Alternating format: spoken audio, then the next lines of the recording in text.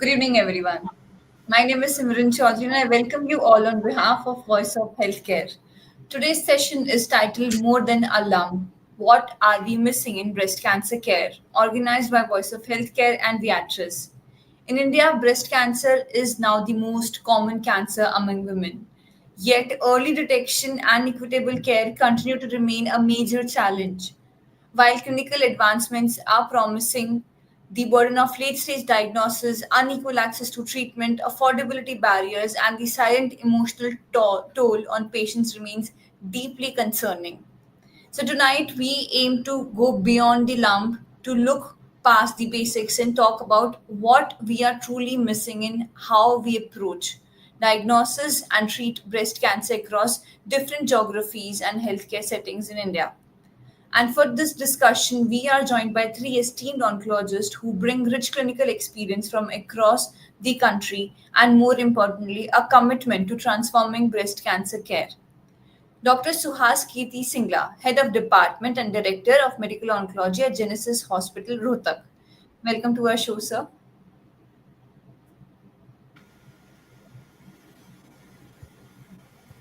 Thank you so much for joining, sir.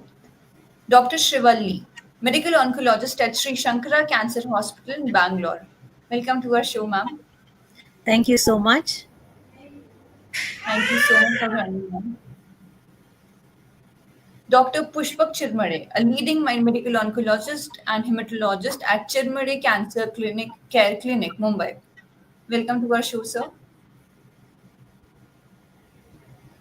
Thank you so much for Hi, joining. good evening. Thank you. Good evening, sir. And now, without any delay, I'll be starting our conversation to understand this topic more deeply.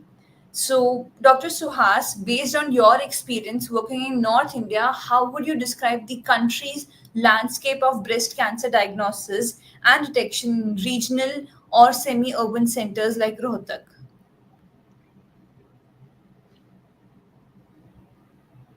So, you're on mute.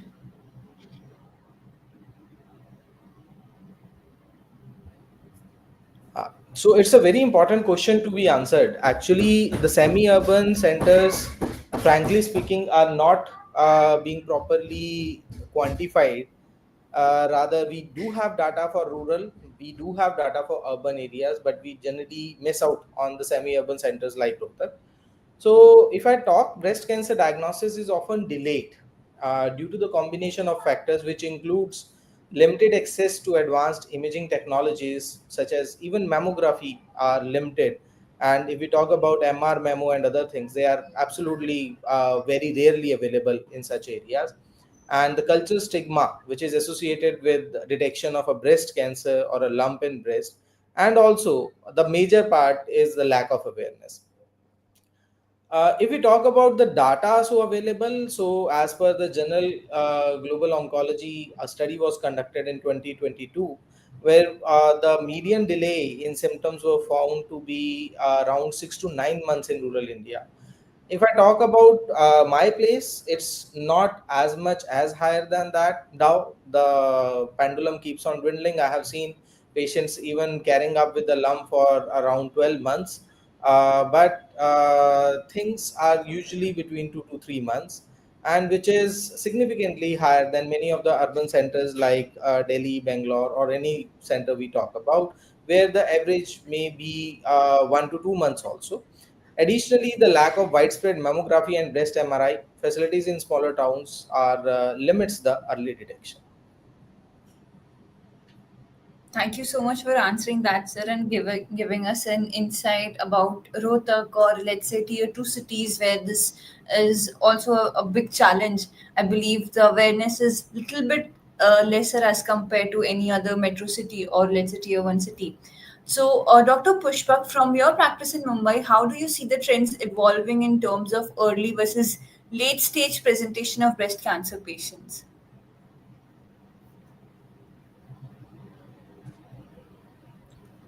So definitely there has been a paradigm shift in the last few years where we are seeing earlier age of detection for breast cancer.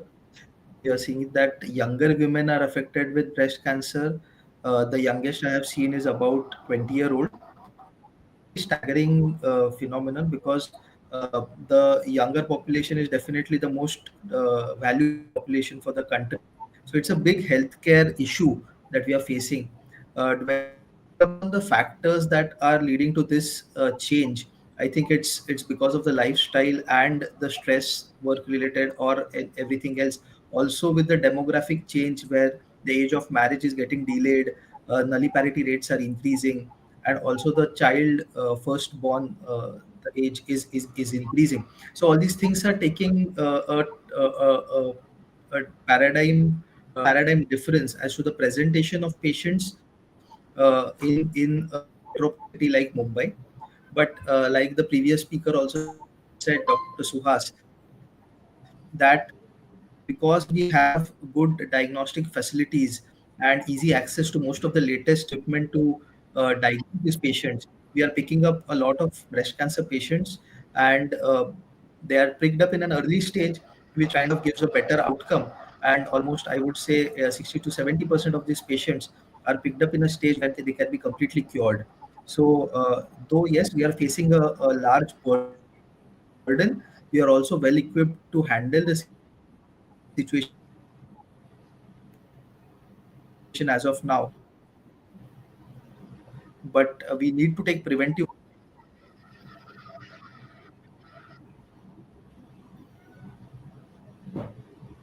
Thank you so much, Dr. Pushpak, for that answer. Dr. Sreevalli, what are some of the key clinical challenges you face while treating metastatic breast cancer in your setting, and how have newer therapies changed your treatment approach? So, yes, treating metastatic breast cancer patients is a big challenge because it not only depends upon the tumor related characteristics, but also the patient related characteristics and treatment related characteristics also need to be taken into consideration. So, if we see the tumor, mainly, we are worried about what is the stage. We know metastatic, so stage 4, which are all the organs that are involved, like brain involvement, which needs to be given, an earlier. Precision in the treatment, because those with brain mets can have a fit. So all that needs to be taken into consideration. Is there a disease in the liver? Is there a disease in the lung where the patient is breathless, or the patient is in something called as a visceral crisis? So this is the a tumor perspective.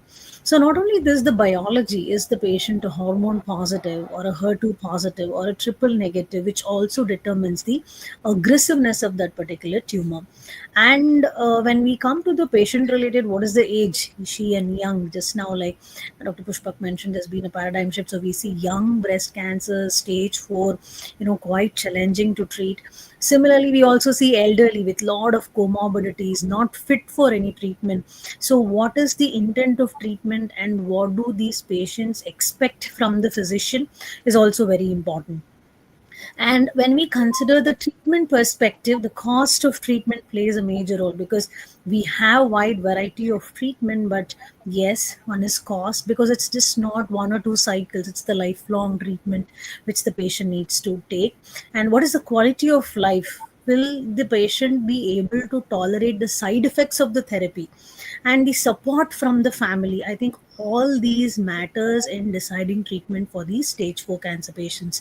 And considering the newer therapies that have come up, yes, our approach has definitely changed. We in an upfront setting try to do biomarkers like PDL1, BRCA, etc. If these are present, the treatment changes, because we are not just in an era of chemo, we have moved on to an era of immunotherapy, targeted therapy, antibody drug conjugates, several other targeteds like PIK3, AKT, mTOR, and the list is never ending. So when we have so many treatments available, how do we tailor them and personalize to that particular patient based on the biomarker available? I think we are reaching that phase. based on the affordability and the good quality life we can give. So I think with this we are able to give better response rates and better survival to our patients. That's great, ma'am, and thank you so much for this. And I also believe that because of the development, research, more and more clinical trials, and the advancements of technologies has helped us a lot to reach at this level. So thank you for this answer. Dr. Pushpak, my question is, what role do new treatment regimes play in managing metastatic breast cancer? A bit of it Dr. Shivali has already answered, but I would like to hear your input as well.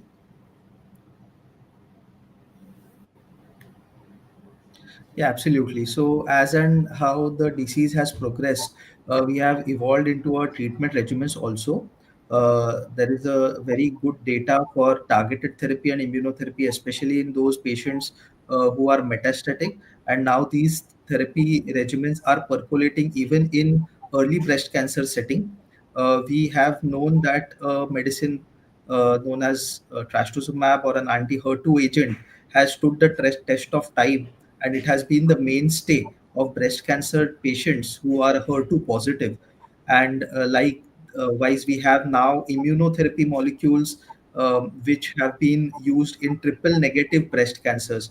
So, what has happened over the last few years is that we have been able to subtypify the breast cancer as a disease into a numerous different subtypes, and this has increased our precision to treat this cancer. The patient has a personalized plan depending upon what type of breast cancer they have, what molecular makeup they have, how is the disease, is it more aggressive, is it a more indolent disease. So depending upon all these various factors, especially patient related factors and disease related factors, we have been able to make proper choices as to which regimen would be most suitable for our patient without taking risks or managing the risks, providing the maximum amount of benefit. So this has really redefined the way we look at breast cancer from a malignancy that used to be something of a very taboo kind of thing, to a solvable problem, and to a curative malignancy, I would say. The recent developments, I would just enumerate them. So, targeted therapies, these are medicines that specifically work on the breast cancer cells without harming your normal cells. Then you have certain medicines known as the immunotherapy molecules, which help our immune system to better identify the cancer cells, and through your immune system, it kind of facilitates getting rid of the cancer cells. And now there are certain other targeted agents which are in the oral format, which are known as PARP inhibitors, which at an enzymatic level help us manage certain types of breast cancers, especially the hereditary breast cancers, which are passed on from generation to generation. So I would say, like on the therapeutic front, we have advanced quite a bit. Also, I would like to reiterate that we have advanced quite a bit on the diagnostic front also.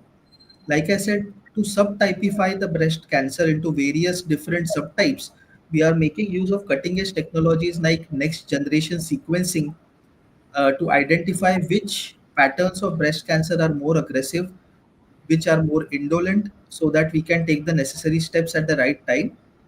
uh, we have been able to also predict certain tests like tumor mutation burdens in breast cancer, which are used for certain therapies that can be in the later line of treatments, especially immunotherapy. So the landscape of breast cancer treatment has changed quite a bit, and no stage I would classify as the last stage. So there is definitely hope for all the patients. We have seen staggering and very good results with usage of these newer modalities of treatment. And there is always a hope, I would say, for all the patients out there listening to this podcast, that definitely they should discuss with their oncologist the latest options that they have.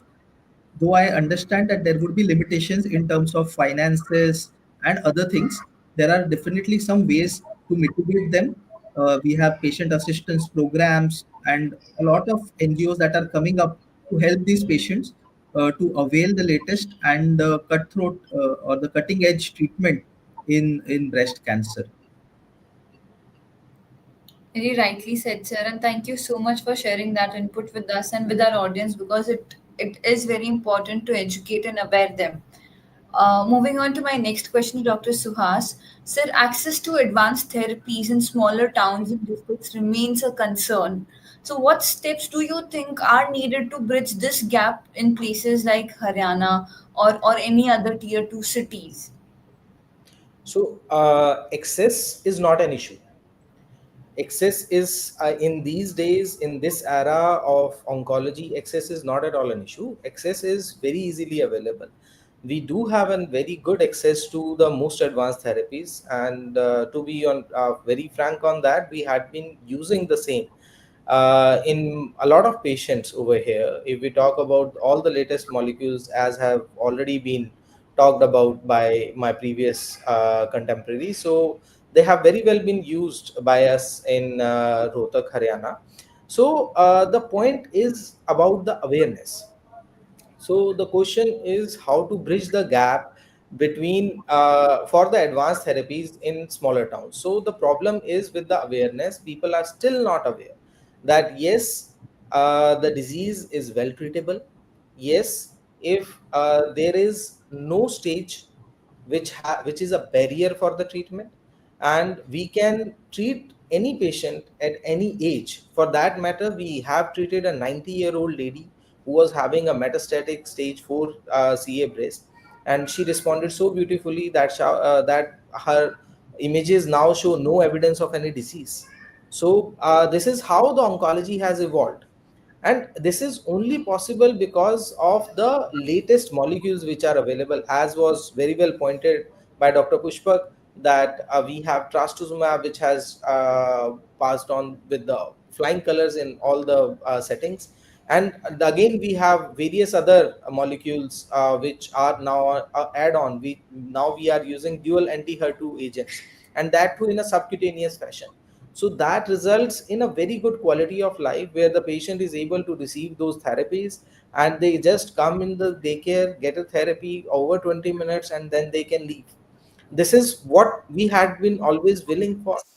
So the basic idea today is to make the people aware, as already elaborated, and I'll also emphasize on the same point that this is very much essential for the audience to understand that this is not a simple word to say, but yes, today breast cancer is becoming the next diabetes. Either we talk in terms of incidence or we talk in terms of treatment. It is so that we are able to detect it, we are able to treat it, and we are able to gain good amount of longevity. So that is how we should be dealing with breast cancer, and we should not be disheartened. Yes, it is happening at a younger age, but yes, we are again having longer and longer years of life ahead with the help of newer advanced therapies. Immunotherapy is coming up, targeted therapies are coming out. Now the Keeling studies are coming up where they are combining immunotherapy with targeted therapy. So this is going to revolutionize the scenario where we will be targeting even metastatic diseases with two kinds of therapies altogether. This is a dream come true, because we all know that there are 12 hallmark pathways with two other additional ones. So now this was always a scientific agenda that we should be able to target the cancer in a multifaceted way, and today it has been possible. And that's why we are progressing simultaneously, and we are making sure that we now combine immuno with targeted therapies, or immuno with chemotherapy. Multiple options, ADCs are coming up, CAR T cell therapy is new future. So things are going in a very good direction. So only issue is the awareness. If we are able to make people aware that yes, treatments are available, people can get those treatments. So that's how I think of it, and that's how I always speak about it, that it is very much essential that people should be aware of what is available. And as Dr. Pushpak has already mentioned, that it should be discussed with the oncologist that what kind of treatment they can be provided and what is going to help them out, as with the availability of various schemes from the government side like Ayushman Bharat, and also various NGOs which are helping out with the patients. So it's going to change. The scenario is going to change even in tier 2, tier 3 cities. Definitely, sir, the scenario will change in coming few years because the kind of efforts government is putting in, the kind of efforts our entire healthcare system is putting in, our doctors, our researchers, everyone is on their toes. They want to treat their patients as soon as possible in a very convenient way, and that's why we are working here to create this awareness. Thank you so much for answering that. Dr. Sreevalli, are there specific affordability challenges you see among patients in Bangalore, and how do you balance this evidence based care with economic realities? Yeah, so Bangalore, being India's IT hub, it does cater a diverse population. So if you see here, I think more than 60% of Bangaloreans will be treated in the private sector, because most of the patients would want to be treated in a private hospital, considering better and high quality care, and eventually that adds on to cost. So if we see the public sector series in Bangalore is usually catered by these local state and national bodies. So yes, there are government hospitals, and in these hospitals there is availability of Vajpayee Arogyashri schemes. There are even central government health schemes, ESI schemes, which would help these kind of patients. But if we see, are even these government hospitals able to cater the so-called urban poor? Because it's the tertiary care what is required. So I think there is a lot of gap, and still a lot of bridging is required, because not everyone has insurance. So we have a lot of developments happening in treatment perspective, but how many are we able to give this? So like our patients face economic challenges, we do face it's a physician's challenge to balance the current evidence based treatment and the affordability. That's the biggest challenge we have, because each one of our patient we want to give the best possible treatment, but not everyone would be affording, though they are eligible to that particular treatment line. But we do see the other end also, wherein yes, the patients are affordable, but the treatment lines are also exhausted. So I think the both spectrum are available. So it's very important to tailor the treatment based on what is the patient's prospect, what would be the quality of life, the intent of treatment, and affordability. What does the patient want, the family want? I think everything needs to be taken into consideration, and collectively a decision has to be made and the treatment to be offered. Thank you so much, ma'am, for answering that question. And it is very helpful for us and for our audience also to understand this concept. Like you said, Bangalore city is a diverse city, so I think most of the cities are becoming like that only, and all these problem needs to be addressed. So as we're moving close to end of our discussion, I'll ask one last question to each my panelist. So, Dr. Suhas, if you could recommend one systematic change to improve outcomes for breast cancer patients in India, what would it be? Technology, policy, infrastructure, or community awareness? Community awareness. So again and again, this is a topic, not a topic of debate. Infrastructure can only be developed and can only be utilized if the community is aware of what is going on and they are ready to accept it. So the problem is that people, even if you make them aware that yes, this development has happened, still there are chances that they will listen to some other person who is not that well educated, and then they are not ready to accept the facts. So that's why first thing which needs to be done is community awareness, where we can actually make sure that the people get screened properly, they get their treatment, or they get their consultations with proper doctors, they get referred in time, and then they are able to get a proper treatment under a proper care. So all this requires a very good amount of communication with the community, so that they understand the significance of everything. And this is not only about the mass level community I'm talking about. I'm also including the physicians and the surgeons who are still not aware, who are still in, I may say, a kind of lurch to understand that cancer treatment has evolved. Even today, we listen to many physicians or surgeons talking in terms that when you are diagnosed with cancer, the chances of survival are meager. But frankly speaking, things have evolved, things have changed. Now it is the time to accept the fact that cancer treatment has been revolutionized, and there are chances that the patient is going to survive for a very long period. Thank you for that answer, sir. Dr. Pushpak, same for you. If you could recommend one systematic change to improve outcome for breast cancer patients in India, what would it be? Technology, policy, infrastructure, or community awareness? I would say it's a mix of all the three.